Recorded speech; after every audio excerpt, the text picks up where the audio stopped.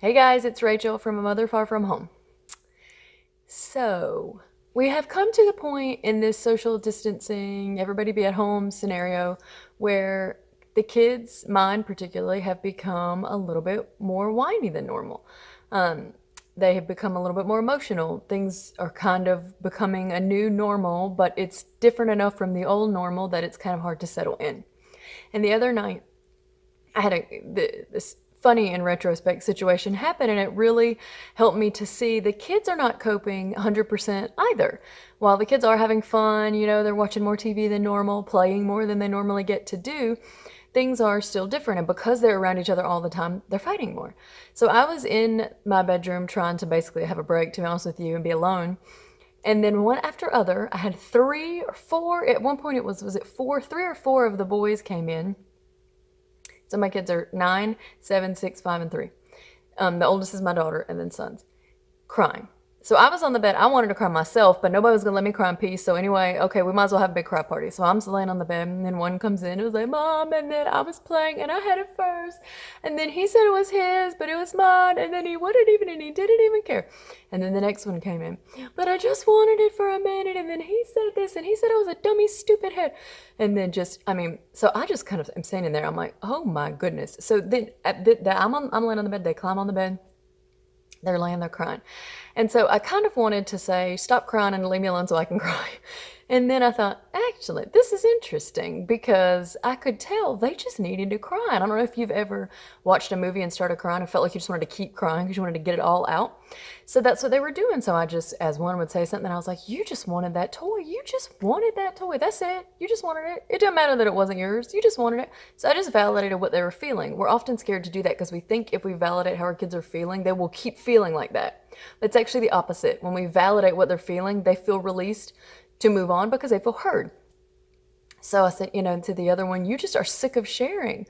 Or, and then the other one, I scraped myself, the others were crying and needed attention. So he had a phantom scrape, oh, something just really hurts, doesn't it? Yes, and then whatever. So basically, they're just communicating that they need some attention. And so I'm just validating it. So we think that by telling them, oh, it's not that bad, it's not that big of a deal, it doesn't really matter, that they feel better. But actually, have you ever felt better because somebody told you not to feel bad? Like, literally, has that ever worked in the history of the world? It's never worked. Spoiler alert, it doesn't work. So last night I was putting our baby to bed, who's 3, and he was crying because somebody wouldn't share their toy with him. And we determined there are 3 ways to determine who gets a toy: who owns it, whose it is, who had it first, or who has it now. And so we decided the overall rule of thumb would be who it belongs to, and that person can always have their own toy. And this actually breeds generosity because they know they can always have it, they can share.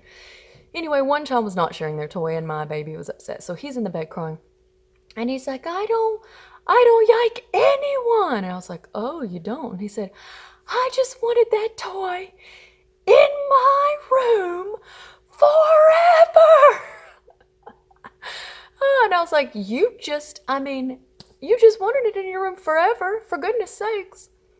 I didn't say that this is right. I didn't say you're going to get it. I didn't say she's me. I literally repeated what he said. And then he just stopped crying, rolled over, and he gave me a hug. And that was it.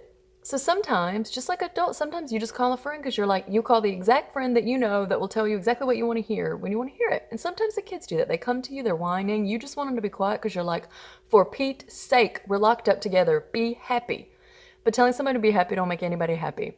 And sometimes the easiest way is to just repeat what they said. Just show them that you're listening. You don't even have to agree with them. This is the big thing. This is why our whole country is divided. It's because we think that by just listening to somebody, we're somehow agreeing with everything they say, which is just not how it is. You don't even have to agree.